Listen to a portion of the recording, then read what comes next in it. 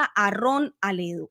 Ron Aledo es especialista en inteligencia y contrainteligencia, como ya se los había dicho, veterano del Ejército de los Estados Unidos. Ha sido analista contratista de inteligencia de la CIA, el FBI, del Departamento de Seguridad Nacional de los Estados Unidos y analista de contrainteligencia de la Agencia Federal de la Defensa, DIA, y del Pentágono. Ron también ha sido director de la Oficina de Enlace del Departamento de Homeland Security en México, oficial de operaciones de inteligencia y políticas del Estado Mayor Conjunto y asesor de inteligencia de la policía afgana en Kabul, Afganistán. Así que bueno, sin más, vamos a darle entrada a Ron. Ron, bienvenido. Hola, ¿me escuchas? Ahora sí. Hola, hola, ¿qué tal? ¿Qué tal? Encantado de estar aquí contigo hoy. Muchas gracias Ron por aceptar esta invitación. Te estamos recibiendo 304 personas conectadas que quieren escuchar obviamente la información que tú nos traes hoy, información de una persona que ha estado, bueno, ya te he descrito en pantalla, en contacto con las principales agencias de inteligencia, no solo de Estados Unidos, yo diría, o me atrevería a decir, bueno, de las más renombrables e importantes e influyentes del mundo. Pregunta primero para comenzar, Ron, ¿qué es un agente de inteligencia que trabaja para organizaciones, por ejemplo, como la CIA, como el FBI? Bueno, pues usualmente no decimos agente, eso viene de las películas más que nada, o Especialista. de James Bond. Nosotros decimos que en la inteligencia usualmente hay dos tipos de especialización.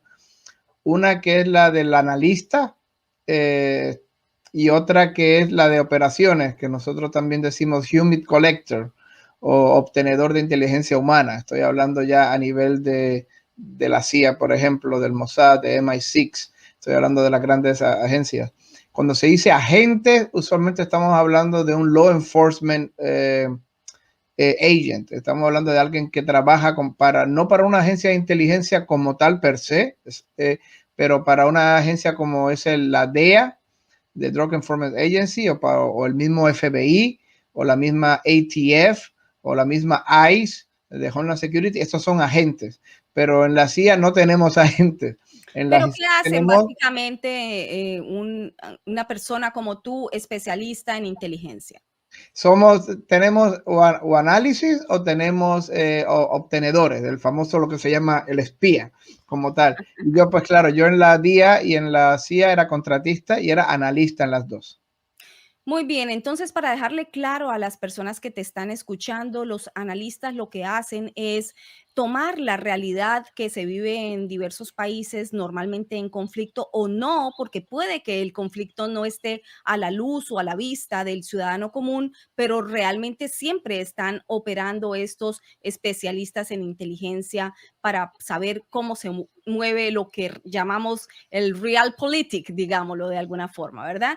Entonces, el analista prácticamente trata de descifrar lo que está sucediendo en el mundo y se lo tratamos de explicar a nuestros jefes, no solamente al director de la agencia, sino a los políticos y a los policy makers, que son los que hacen la política del país, y tratamos de explicarle lo que ha pasado, lo que está pasando, e intentamos, no con mucho éxito, pero también intentamos predecir el futuro. Somos los ojos, los oídos del mundo y somos el ente pensante que le dice a los policy makers, esto es lo que está sucediendo y esto es lo que posiblemente va a pasar.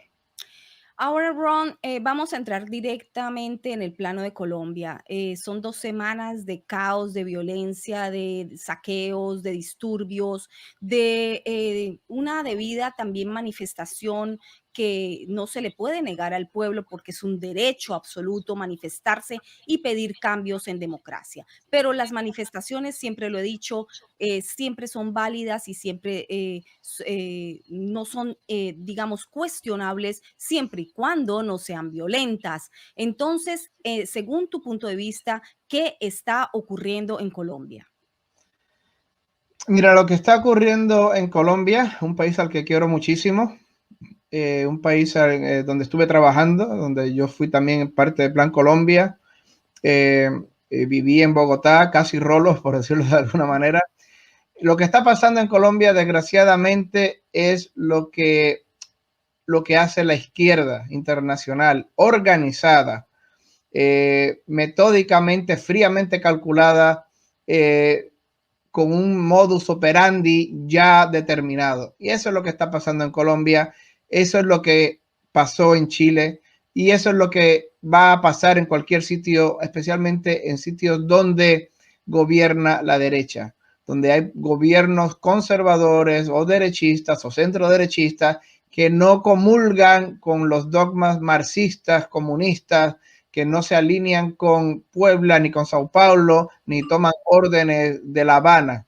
Hay que recordar que quien está detrás de todo esto es La Habana, es Cuba. Y pronto te voy a explicar por qué en unos minutos. Pero lo que está pasando en Colombia es realmente el modus operandi, es un trend que es muy famoso, que es lo que utiliza usualmente la izquierda cuando quieren atacar a un gobierno que no comulga con los dogmas de la izquierda, socialistas, comunistas. Atacan al gobierno por cualquier razón, por cualquier excusa, lo que quieren atacar.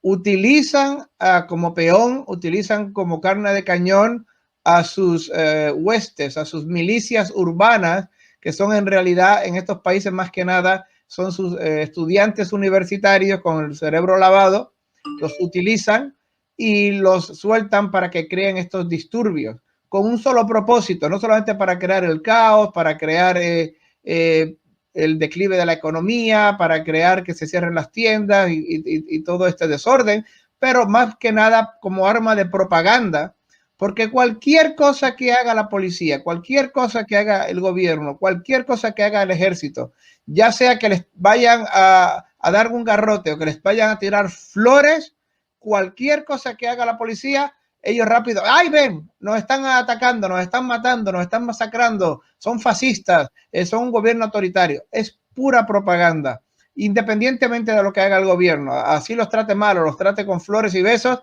siempre van a decir que el gobierno es un gobierno fascista, tirano, autoritario que les está golpeando. Y lo que está pasando en Colombia es solamente esto, es solamente el arma normal, usual, común que utiliza la izquierda internacional en Hispanoamérica, organizada por Cuba, para atacar a los gobiernos que no comulgan con ellos.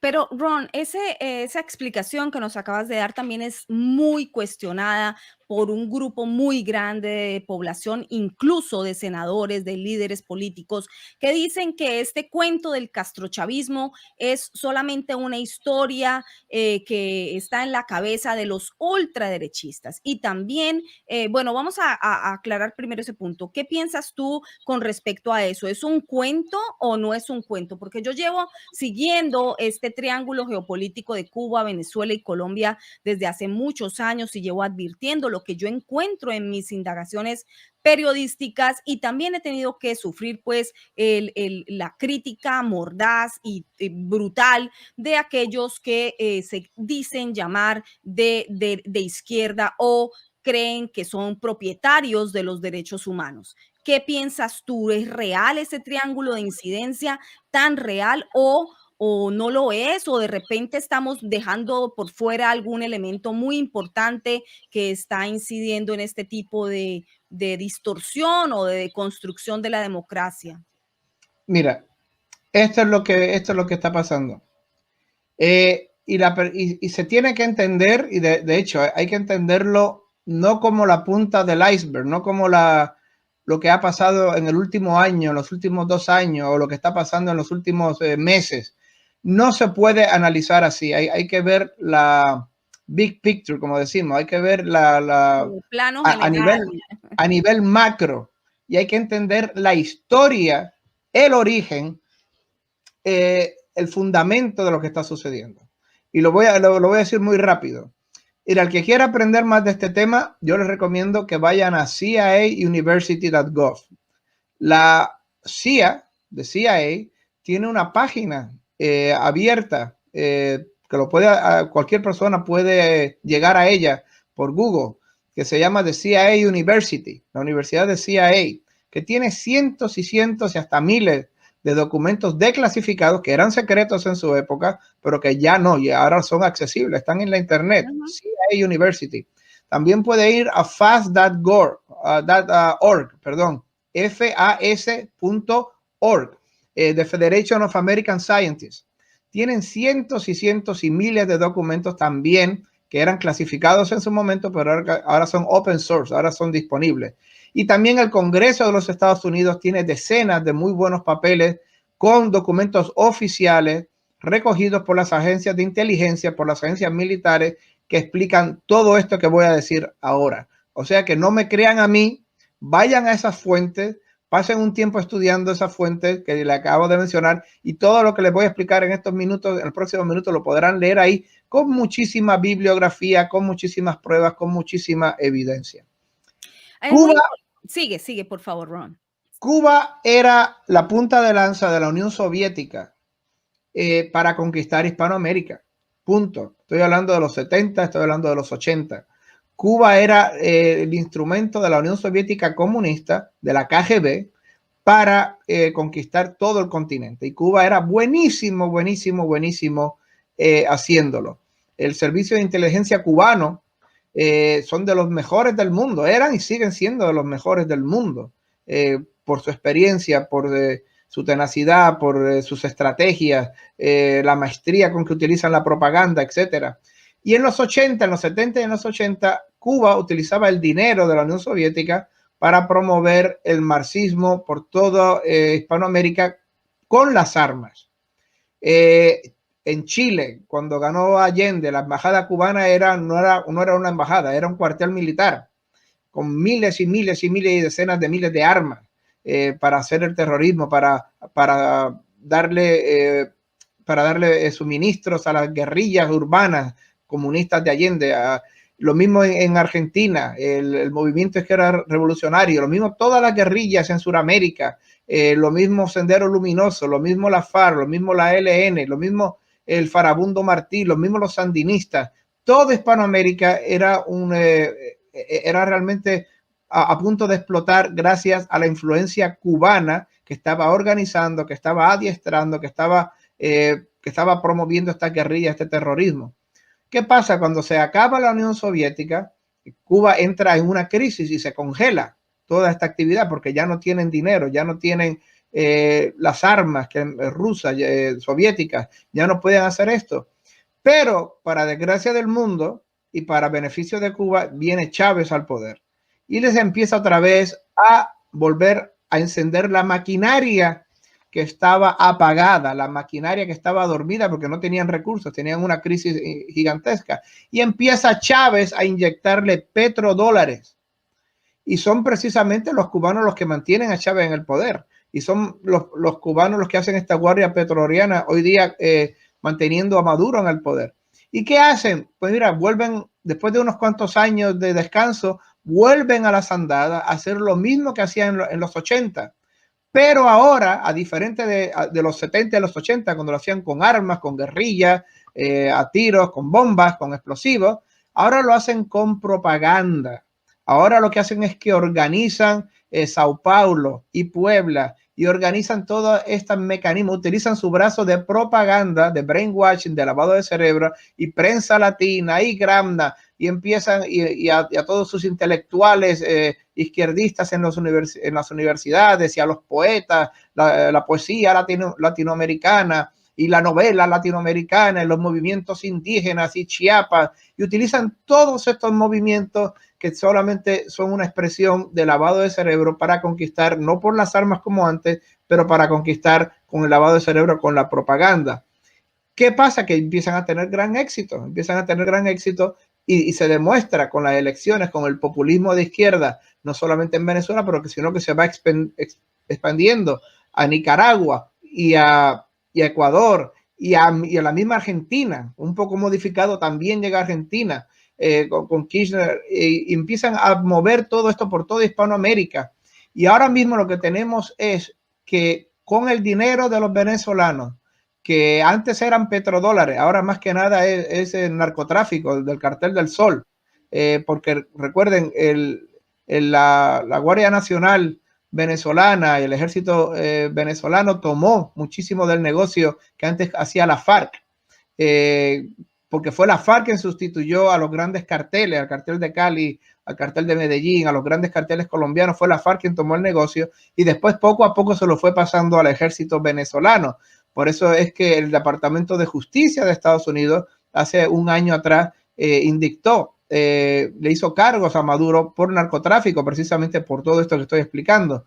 Y ahora con ese dinero de narcotráfico lo utilizan para la misma cosa, para esparcir por toda Hispanoamérica la semilla del comunismo. Ya desgraciadamente está cayendo Ecuador. Quieren desesperadamente que caiga Perú en las próximas elecciones. Quieren que vinieron refuerzos hasta de España. Pablo Iglesias vino a reforzarlo.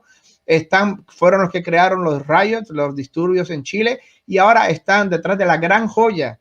La gente tiene que entender esto. Colombia es la gran joya del comunismo hispanoamericano. Están detrás de ella. Es como es la joya principal. ¿Por qué? Porque precisamente Colombia ha sido el firewall, el cortafuegos durante décadas del comunismo en Hispanoamérica. Ha sido uno de los países más leales a sus raíces cristianas, más leales a sus raíces anticomunistas, más leales a Estados Unidos, al movimiento anticomunista mundial. Tuvo la gran suerte de tener al doctor Uribe muchos años con ellos, de acabar con la FARC con las armas, o por gran parte de la FARC con las armas. Y ahora, mira, es el gran, según en la mente de ellos, Colombia es el gran premio. Si pueden destruir a Colombia, pueden apoderarse de Colombia, volver a Colombia, darle la vuelta y hacerlo un país comunista, en su mente ellos creen que, mira, ya se acabó, hemos ganado la guerra. Por eso es que es tan importante Colombia. Ahora también se van a concentrar en hacer esta estrategia en Colombia. Y esperemos en Dios, claro está, que no puedan ganar. Claro, y Ron, es que ahí nos acercas también al asunto de que al ganar Colombia, que es la joya de la corona, y lo he dicho y lo llevo diciendo muchos años atrás, pues, de hecho, por eso intentaron silenciarme, pero aquí estamos hablando y seguiremos hablando e informando, pues se junta como un cóctel Molotov, ¿no? De esos que están disparando ahora los revoltosos, que dañan la protesta legítima de un pueblo y la convierten en un acto violento y vandálico y caótico y anárquico, convierten a Colombia entonces en ese elemento que aporta lo del narcotráfico, en una triada perfecta con Cuba y con Venezuela. Pero aparte de eso, yo creo que es el momento en que nos puedas entrar a hablar. Este es el punto en que deberíamos hablar de que llevamos más de, no solamente 50 años, más de medio siglo, viendo este tipo de revoluciones como la de la dictadura cubana, como más de 20 años de la dictadura venezolana, sino que también llevamos más de 50 años viendo y viviendo revoluciones culturales inspiradas pues en la escuela de Frankfurt, que tú conoces muy bien y que conduce a violentas y radicales procesos de ingeniería social y de ingeniería cultural, que bien lo explicaba pues Antonio Gramsci para aquellos que hemos estudiado y leído a Gramsci. Nos es muy evidente. Lo que estamos viendo es como una cristalización de todo lo que entonces propuso teóricamente Gramsci. ¿Cuál es tu opinión al respecto? Ilústranos, por favor, en cuanto a eso. Bueno, sin tener que ir sin tener que ir muy para atrás, muy rápidamente. El marxismo cultural, la escuela de Frankfurt, y yo lo dije, me pueden ver en YouTube, cuando me entrevistaron en televisión española, en Madrid.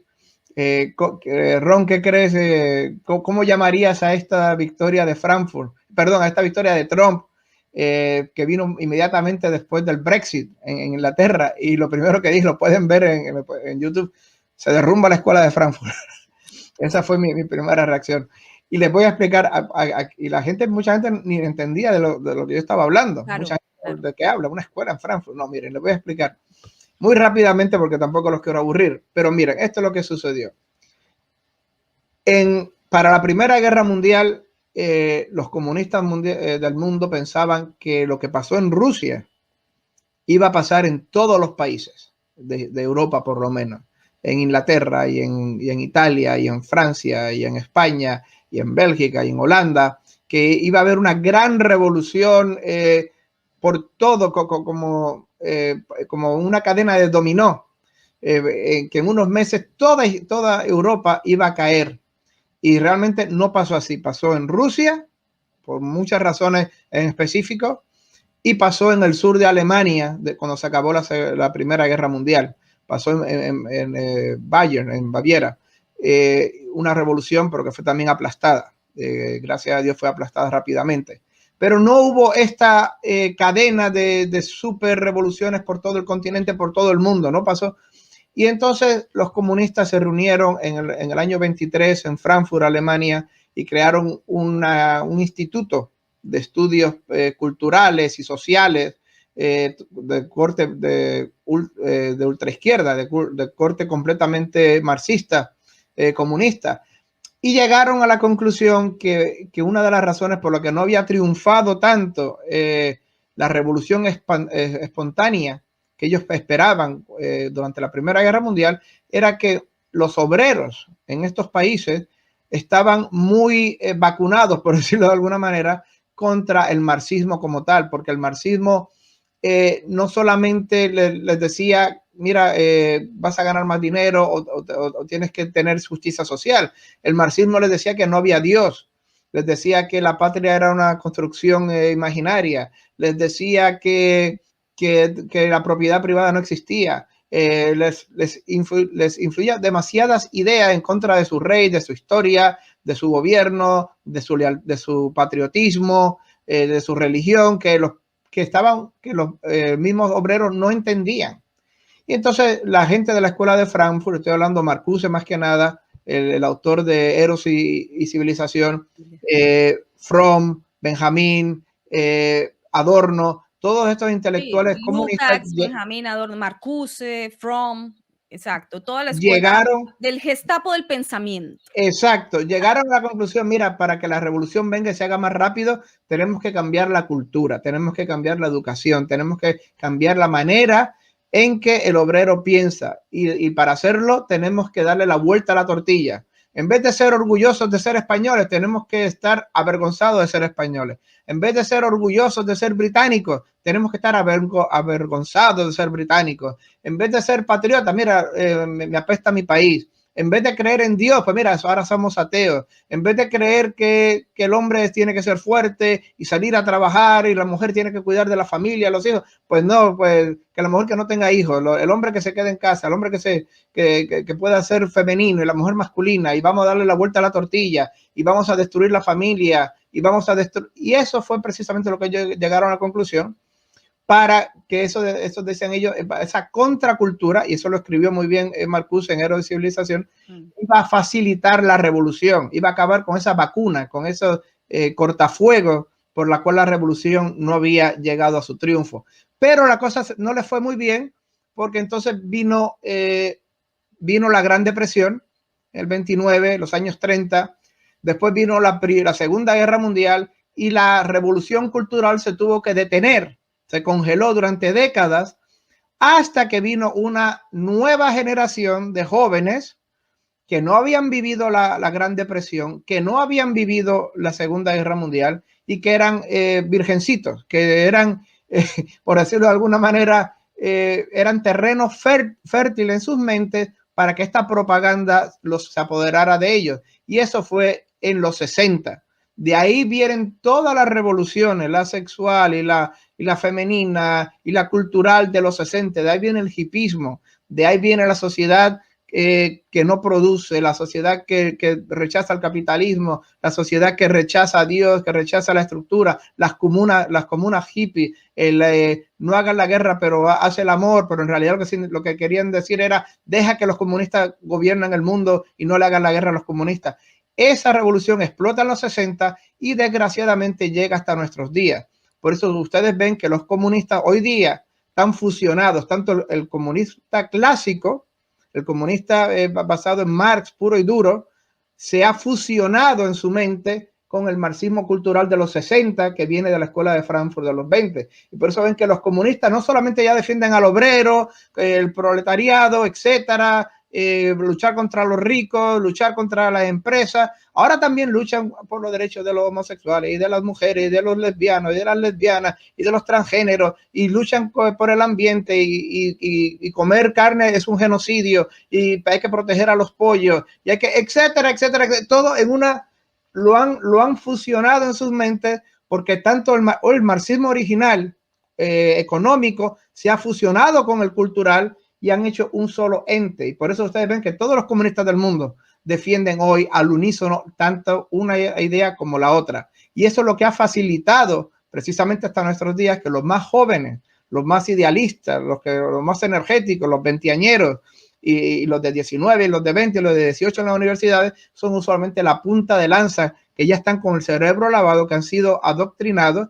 Y hay que recordar esto, en los 60, Eros y Civilización de Marcuse era la Biblia del hipismo, pero hoy día es la inspiración del movimiento gretista de la calentura mundial, de la calentura global.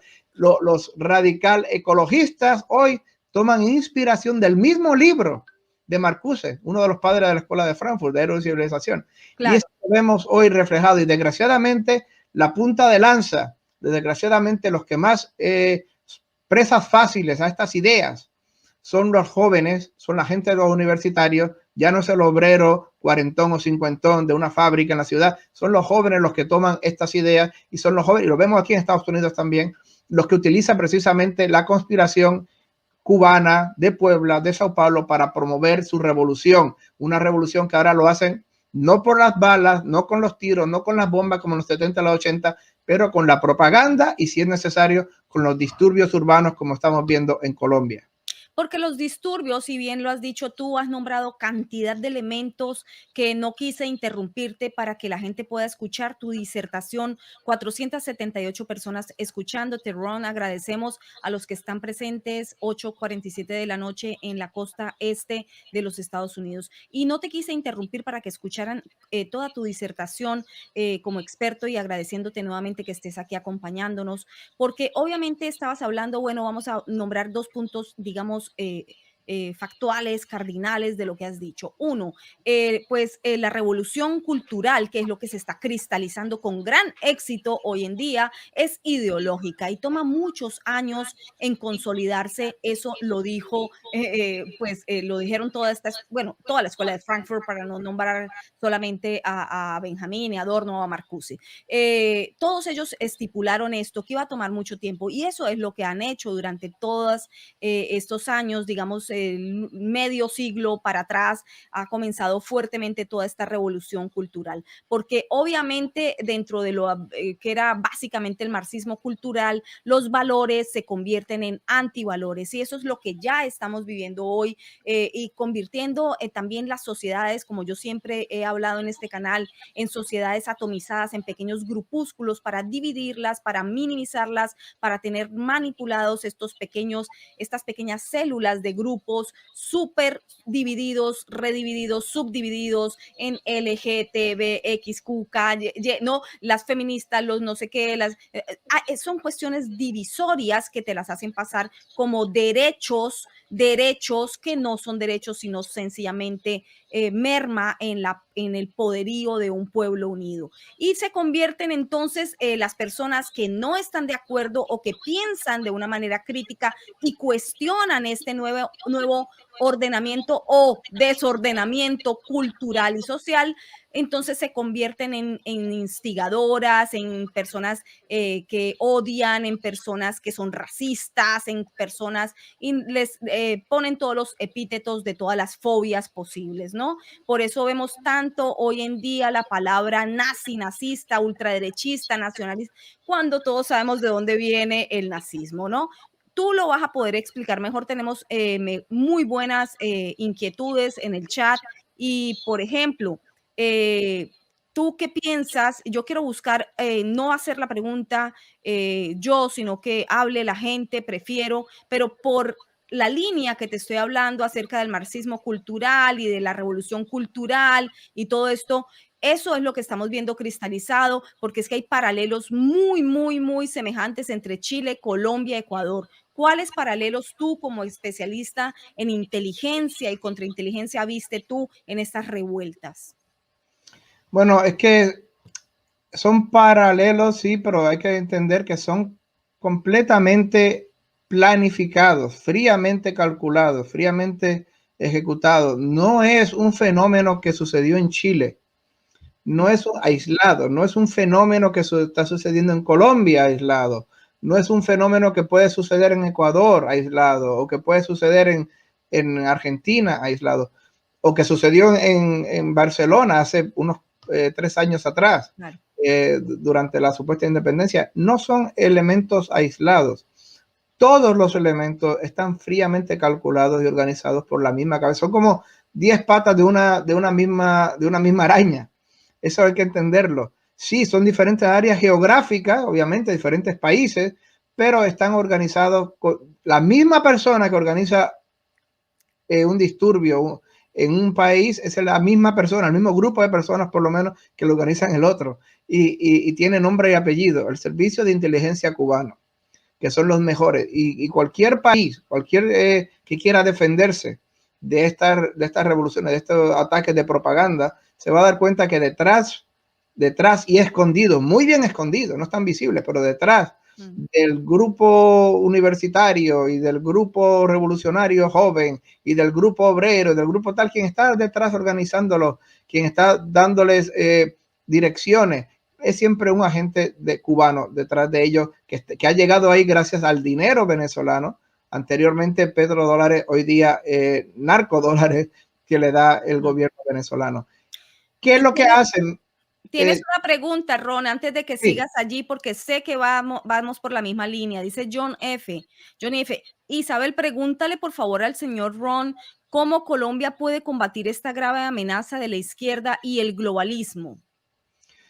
Bueno, en primer lugar, hay que deshacerse de los agentes extranjeros. Eso lo puede hacer legalmente.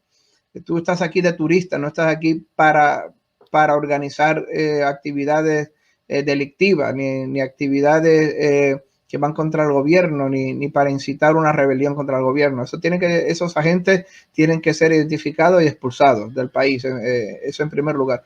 En segundo lugar, tienen que contrarrestar directamente a la propaganda. Los cubanos son buenísimos. Los cubanos fueron entrenados por la Stasi de Alemania del Este, son buenísimos, son maestros de la propaganda, tienen a la academia de su parte, o sea que cualquier profesor, vayan a cualquier universidad en Bogotá, a cualquier universidad en Cali, cualquier universidad, miren, el 70-80% de los profesores van a estar a favor de Cuba. Tienen a los medios de comunicación, porque los medios de comunicación en su gran mayoría, con muy pocas excepciones, o son de izquierda o son de centro, pero bobos, ingenuos, lo que nos tontos útiles, que lo único que les interesa es ser modernos y ser moderados, moderaditos y ser... Eso es lo único que les interesa a la gran mayoría. No es que sean malos como tal, pero son bobos.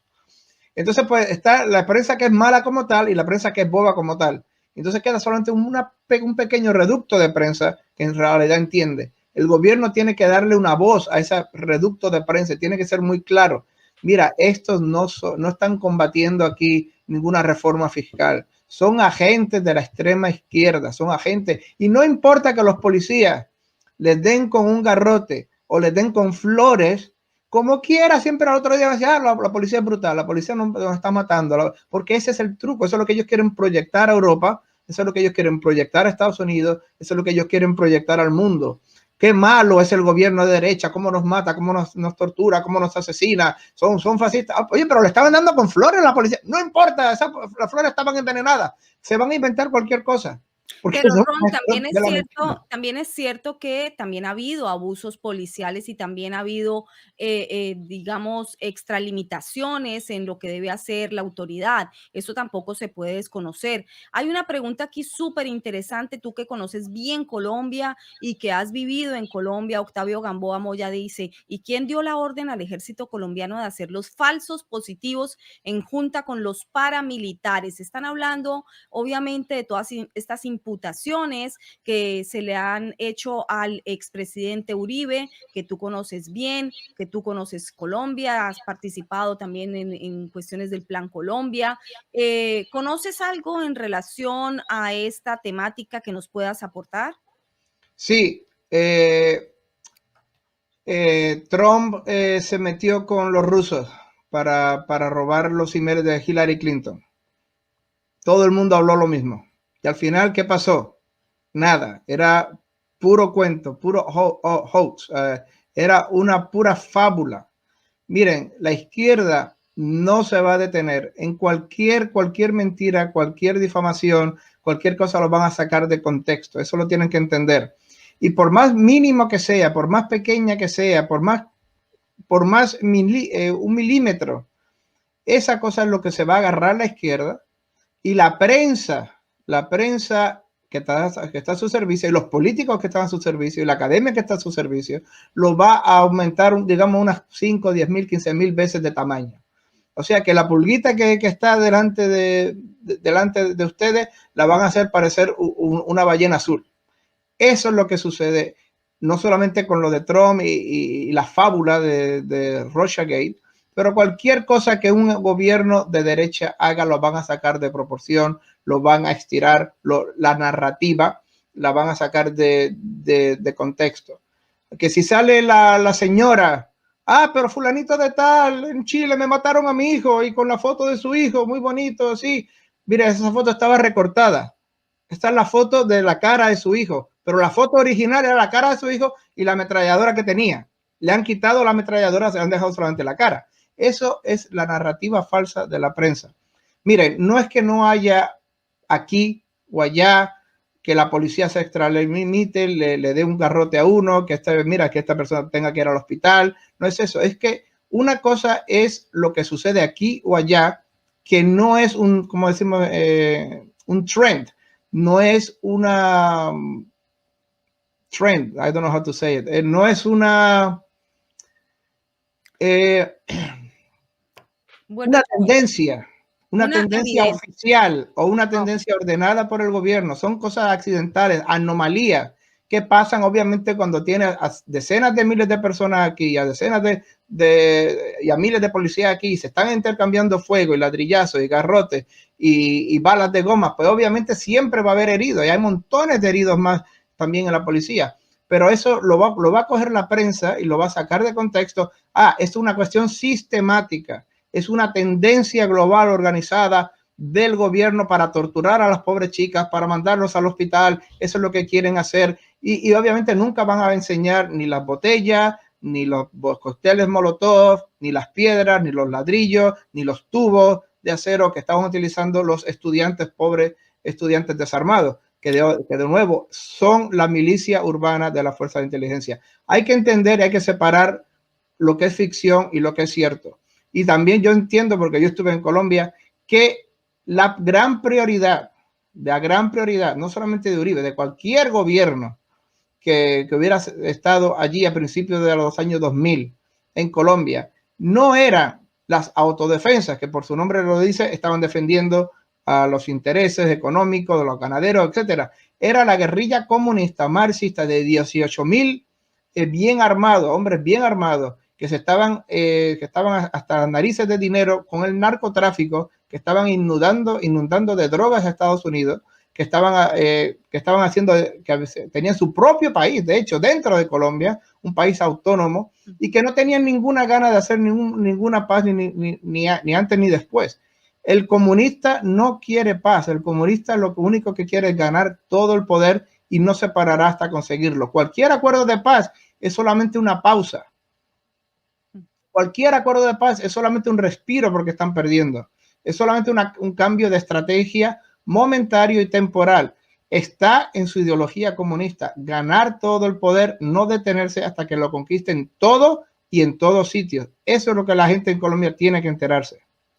Y también, bueno, no solamente es una pausa, sino una estrategia, obviamente, de movilidad para poder ascender en sus logros, como lo vimos corroborado con las FARC en Colombia, con el acuerdo que realizaron con Santos. Eso pues ya lo demostró el tiempo y eso es lo que estamos viviendo, parte de eso. Gloria Arenas nos pregunta, Ron, Isabel, perdón, pero el gobierno actual no es derecha. No es derecha en este sentido, Ron, y yo creo que tenemos que introducir en este momento del diálogo el tema del nuevo orden mundial, el cual tú también conoces y también tienes información al respecto. Y lo has dicho hace unos minutos, has dicho todo esto hace parte de, de un plan global. ¿Por qué Gloria tal vez nos dice que el gobierno actual no es de derecha? Bueno, porque en este mismo canal también yo he cuestionado este asunto, no sé si es una derechita, un centro derechito o estamos en manos realmente de lo que actualmente es el globalismo y ya está más que digamos, disgregado o regado por el mundo en sus ansias de poder global.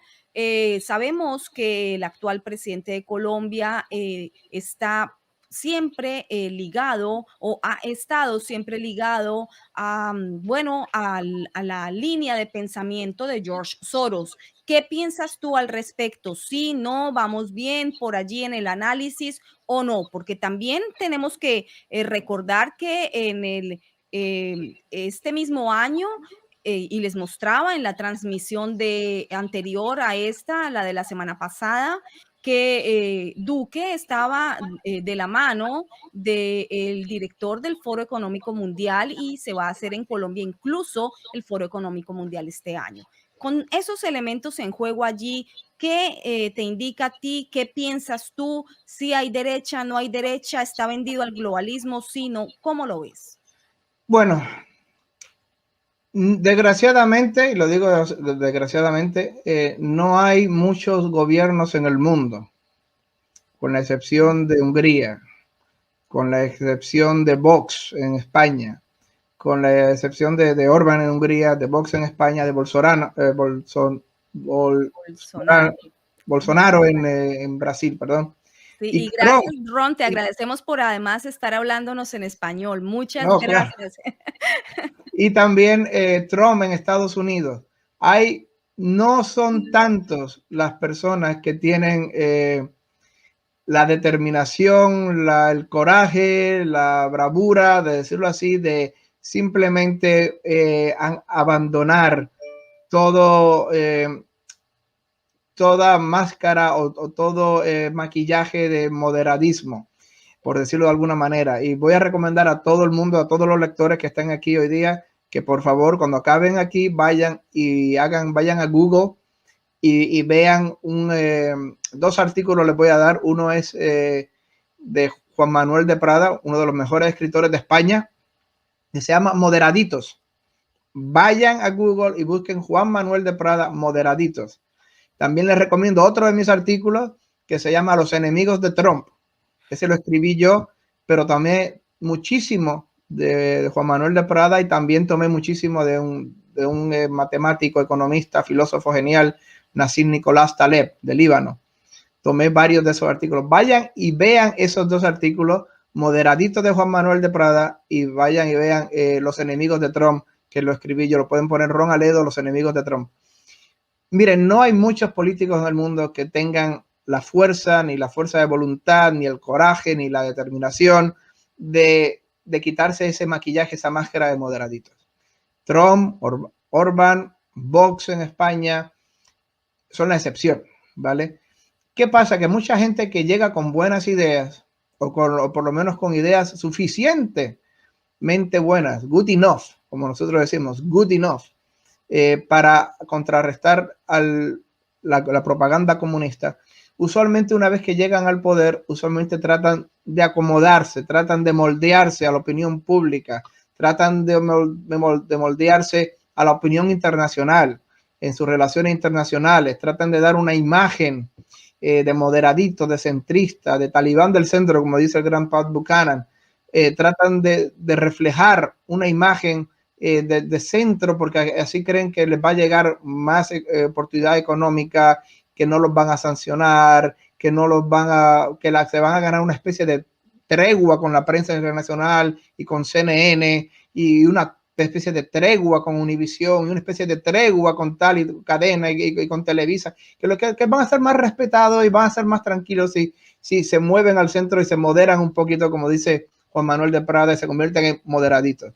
Desgraciadamente yo creo que eso ha sucedido posiblemente en Colombia, pero no hay que recordar que esto es lo importante. Es un gobierno, Luque, que viene con unas ideas muy buenas, o por lo menos venía con unas ideas muy buenas, que aprendió del doctor Álvaro Uribe, que trató de reflejar esas ideas y fue quien se opuso al candidato de la izquierda. Fue quien derrotó al candidato de la izquierda y Petro no llegó al poder por él. Y eso, al no poder controlarlo, el globalismo, el marxismo internacional, la izquierda internacional, siempre va a tratar de destruir lo que no pueda controlar, o por lo menos lo que no pueda controlar completamente.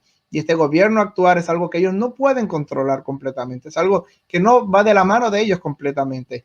No pertenece al discurso de Sao Paulo, no pertenece al discurso de Puebla, no pertenece no coge órdenes, no toma órdenes de los comunistas en La Habana, de la inteligencia cubana. No es un peón de Maduro. Y eso simplemente va a llevar a la rabia, a la furia, a la ira, a todos estos movimientos y van a tratar de destruirlos. Esto es lo que pasa con estos movimientos cuando la izquierda internacional y el globalismo internacional no puede controlar a alguien. Primero lo ponen de villano, lo ponen de Drácula, lo ponen de monstruo, de un ente satánico, y encima tratan de destruirlo. Esto es lo que está pasando en Colombia. Y vámonos un poquito a analizar entonces, Ron, por favor, de tu mano, ¿cómo estás viendo España? Vamos a pasar a saltar el charco al otro lado, ya que has estado también en Europa y eres gran conocedor. ¿Cómo ves el panorama hoy en España, siguiendo por la misma línea que nos estás hablando del globalismo? Escribí un artículo hace ya unos posiblemente 2 años, 3 años atrás, que lo pueden mirar, donde explico bastante bien en aquella época, hace 3 años atrás, la situación en España, donde que se llama Vox y la post-transición. Lo que sucedió en España después de la transición, de la famosa transición del gobierno del general Franco a la democracia liberal y a las elecciones, lo que pasó, siempre le llaman la transición. Pues mire, yo soy de las personas que cree que esa transición estuvo incompleta. Era una transición que nunca se terminó total y absolutamente, que se quedó a medias. Y se quedó a medias porque nunca se normalizó la situación en España.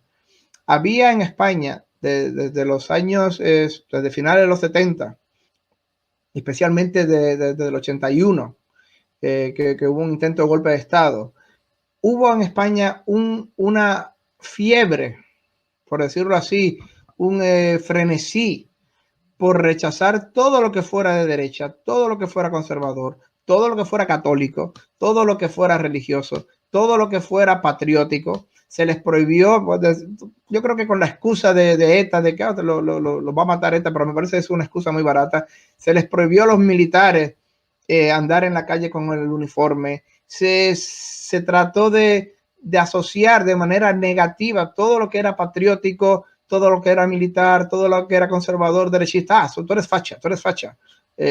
La prensa, las películas de Almodóvar, toda esta degeneración de los medios de comunicación, del cine español, de los medios de comunicación.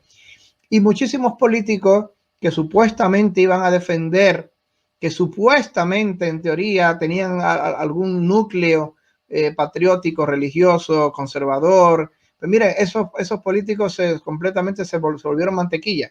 Se pusieron la máscara de moderadito y de centrista radical más rápido que nadie. Como dicen en España, maricomplejines, le llaman así. Pues mira, a esos políticos les pasó eso. Tenían un terror, tenían un miedo a que les llamaran facha, que se rendían ante la izquierda ante cualquier cosa.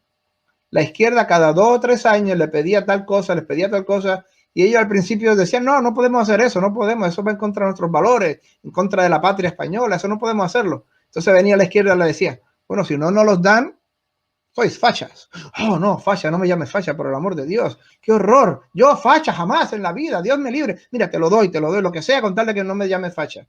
Y así hacía la izquierda cada 2 o 3 años, más y más y más y más y más, una bestia insaciable. Siempre yo lo explico, la izquierda es una bestia insaciable que nunca jamás se detendrá.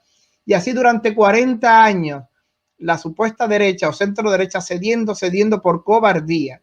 Es lo que llama Santiago Abascal la derechita cobarde. Hasta que al final, después de 40 años de rendición, de rendirse una y otra vez, se despertó. El pueblo español despertó. Mira, no, hasta aquí llegamos. Ahora sí llegamos. Ah, pues entonces soy facha. Llámanos como les dé la gana. Nos hemos despertado. Me puede seguir llamando facha y me da igual. A la frontera hay que protegerla. Al ejército hay que darle fondos. A la educación esta aberrante hay que pararla. A la mamá hay que llamarla mamá. No se le puede llamar persona de nacimiento, que da nacimiento. Se acabó. Hasta aquí llegamos al punto. Y ese es el partido Vox, que yo creo que representa, en mi opinión, lo mejor de lo mejor de lo mejor de España. Representa personas valientes que, a pesar de los insultos, a pesar de las pedradas, de los ataques personales, de los ataques físicos, de la violencia en contra de ellas, se han impuesto y tienen un espacio político sin miedo que han recuperado, y desgraciadamente hemos visto cómo han derrotado, junto con el Partido Popular. Vox ha derrotado a la izquierda en Madrid, y esperemos en Dios que sea un presagio de lo que va a pasar en España, que la gente finalmente, después de 40 años de estar dormidos, de estar adormecidos, drogados, hayan despertado. Pero mira, ¿qué me está pasando? Hasta aquí llegamos, me tengo que despertar. Esto es el límite del límite del límite, hasta aquí llegamos. Y esto, agraciadamente, yo creo que lo que ha pasado, se ha normalizado la situación en España, con un país sin complejos, con un partido sin complejos, con un partido de personas valientes, de personas con valores, que no los van a rendir esos valores, que van a seguir dando la batalla cultural y la batalla política, la batalla económica, por salvar a un gran país, un país de una historia, una cultura enorme, un país que ha hecho increíbles cosas por la civilización, por la humanidad, por la religión, por la fe, por Hispanoamérica, como España. Y yo creo que lo que pasó en España hace poco, que triunfaron mis amigos de Vox, creo que es un presagio de lo que puede venir, y es una cosa que tenemos que estar muy agradecidos. La gente empieza a despertar. Cuando les llevas 30, 40 años pisoteándolos y llevas 40 años llevándolo al absurdo, en algún momento la gente tiene que despertar, y yo creo que en España han despertado ya. Y en 2020 hemos visto cómo ha habido un despertar en conciencia política en diferentes países. Así que yo pienso que esa sería como ese sería como el punto de inflexión en donde podríamos apoyarnos ahora para decir que sí vale la pena lo que estamos haciendo, informando con pluralidad de pensamiento, con pluralismo de pensamiento, con pluralismo ideológico, para que la gente pueda por lo menos escuchar otros puntos de vista, aunque pues esto nos cueste también tener que poner el pecho fuertemente ante tantas críticas, y sobre todo ante las dictaduras de los plutócratas, ¿no? Porque ahora vivimos dictaduras de plutocracia, prácticamente eso es hacia allá vamos. Pero lo más curioso es que esas masas empobrecidas las ponen a trabajar a favor o al servicio de la oligarquía plutócrata. ¿Qué piensas tú con respecto a este punto, Ron? Bueno, a mí me parece que más que una oligarquía como tal, yo diría que el enemigo es un enemigo gigantesco, que cubre casi todos casi todos los puestos que hay que cubrir en una sociedad. Y crea una especie de la bestia, por decirlo así, tiene muchísimas partes, no es una persona, no es una sola entidad, es un composite, es una cosa que tú compones de muchísimas partes, que se hace de muchísimas partes, y eso es lo que le da tan increíble poder, tan increíble, tan increíble, abarca el poderío y el alcance, del reach de la bestia, por decirlo así, de esta izquierda internacional. Miren, antes, por decirlo así, teníamos los periódicos y teníamos tal vez una que otra cadena de televisión. Hoy día se tiene miles y miles de páginas de internet, de periódicos, de youtubers, se tiene el control de facto de las grandes redes sociales. Se tiene el control. Eso de que las redes sociales son neutrales o de que son apolíticas es completamente falso. Son un instrumento más de la bestia. Son un instrumento más de este grupo que quiere controlar lo que pensamos, que quiere controlar lo que decimos, que quiere controlar lo que aprendemos. Hay un artículo que también lo quiero recomendar, que es genial, que es brillante, que es de este matemático, filósofo, economista libanés, americano, que se llama Nassim Nicolás Taleb. Yo lo recomiendo, es cortito, pero se van a reír muchísimo y se van a dar cuenta hasta qué punto la genialidad de Taleb es. Se llama El intelectual pero idiota. En inglés, The Intellectual Yet Idiot. Sí, intelectual pero idiota. Y ahí Taleb, de una manera magistral, brillante, describe a esta bestia, a este grupo de académicos, de personas en el gobierno, de personas en los medios de comunicación, en Hollywood, en los cantantes, en los deportes, todos al unísono, todos en conjunción, son los que tratan de crear este nuevo orden mundial, este nuevo globalismo, diciéndonos y enseñándonos lo que tenemos que pensar en las escuelas, en las universidades, tratando de influir sobre nosotros con su poder económico, con las leyes, con el poder político. Y además, si te atreves a decir algo en contra, rápidamente pues te censuran, porque ellos también controlan las redes sociales. Ese es el monstruo que nos enfrentamos, que controla la academia, controla los medios, controla las redes sociales, controla las noticias, controla lo que leemos, lo que vemos, la televisión, el cine, el entretenimiento, nuestras cantantes favoritas, nuestra música favorita, todo está al unísono. No es una oligarquía como tal, yo por lo menos no lo definiría así, es un ente que abarca casi todos los espacios del ser humano moderno hoy día. Así es, parte de lo que tú has dicho, lo he informado varias veces en torno a la censura que se venía y que iba a arreciar mucho más, y lo estamos experimentando desde 2020. Es increíble la censura a la que se ha sometido a los pueblos estas big tech, estos gigantes tecnológicos. Lo explicabas muy bien. No quiero que nos devolvamos a América, porque hay una pregunta de Belkis Martínez muy interesante. Isabel, por favor, pregúntale al invitado qué piensa del presidente de El Salvador, Bukele. Muy joven, muy brillante, me parece que tiene un talento extraordinario y me parece que es de los mejores presidentes que ha habido en los últimos años, por lo menos desde la última época. Recuerden, la época fuerte con Daubizón, la época fuerte con Arena, ya se está en el pasado. Hay una nueva generación ahora de políticos que ya no ven con el mismo riesgo, que no reaccionan de la misma manera contra el peligro de la Farabundo Martí, de la guerrilla, que estuvieron a punto de tomar el poder en los 80. Y me parece que Bukele es una persona muy talentosa, que tiene muy brillante, muy inteligente. No se desmarca, me parece a mí, por lo menos en mi opinión, no, por lo que he visto de él, no va directamente, abiertamente y se pone donde estaba Trump o donde está el presidente de Brasil.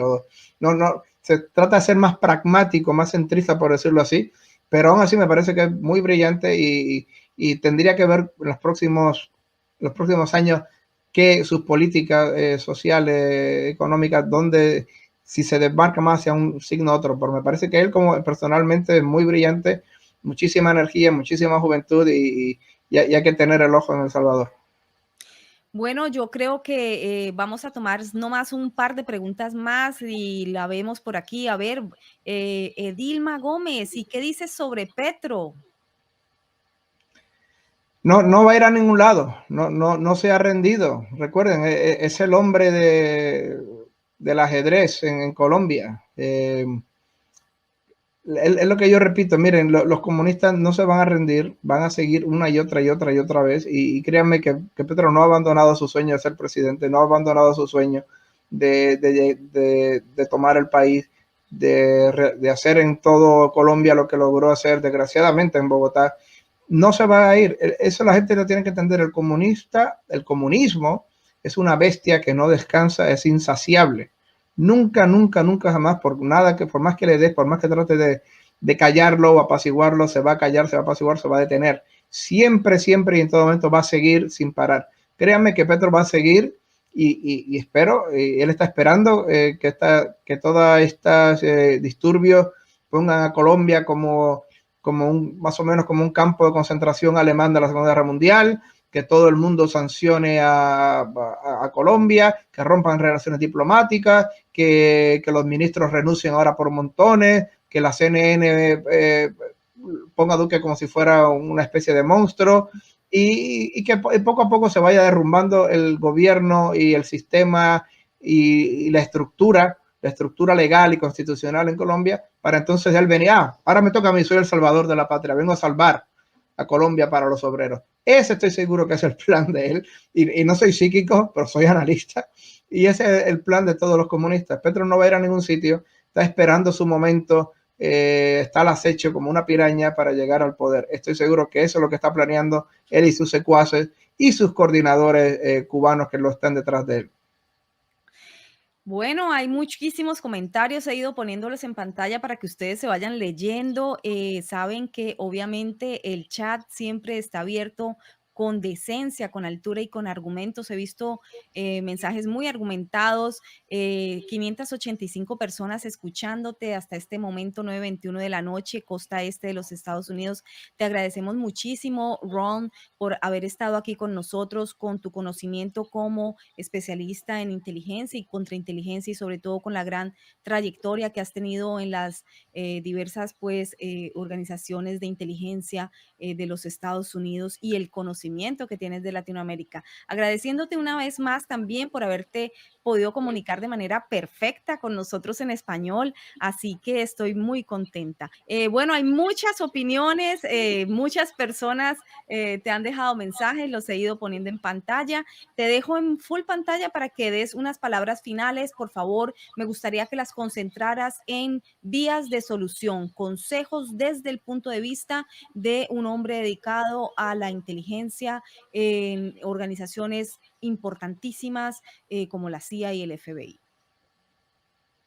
Bueno, muchísimas gracias por la invitación. Lo único que puedo decir es que, miren, no se rindan, lean, estudien, no vayan, usen pensamiento crítico, por el amor de Dios, no vayan con la primera cosa que vean en las noticias que ve todo el mundo, no vayan con la primera versión o con la primera hipótesis.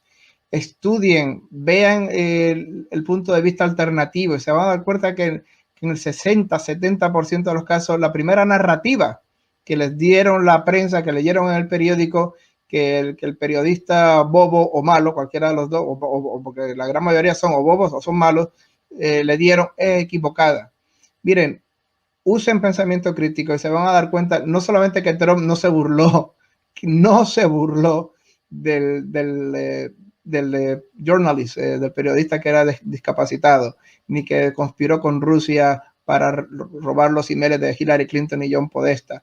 Se van a dar cuenta de cientos de miles de datos equivocados que les pone la prensa, de decenas de narrativas equivocadas que les pone la prensa. Se van a dar cuenta que los gobiernos hispanoamericanos de los últimos 30 años no eran ni asesinos ni criminales, ni eran los monstruos. Pudieron cometer errores como cualquier entidad, como cualquier gobierno, como cualquier persona, pero no eran ni los monstruos que la prensa izquierdista globalista les quiere pintar.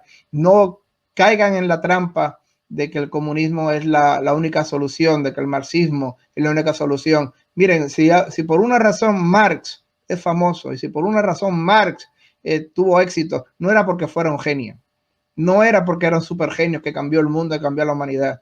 Marx tuvo éxito porque es solamente un copión. Se copió de la justicia social católica, de la justicia de Rerum Novarum, se copió de la doctrina social católica, la mutiló, la envenenó, la llenó de corrupción con su ateísmo y con su materialismo y con su falta de propiedad privada, y por eso fue que ha tenido éxito. No crean en la propaganda, no crean prensa latina, no crean Gramna, cuando haya un gran certamen de la poesía latinoamericana, miren a ver quién está detrás de ese certamen, si es por casualidad un ministerio cubano, y así pueden saber que todos los que van a ganar allí esa poesía latinoamericana o de novela o de cuento corto no merecen ser leídos, de verdad. No son obras de arte, son obras de adoctrinamiento.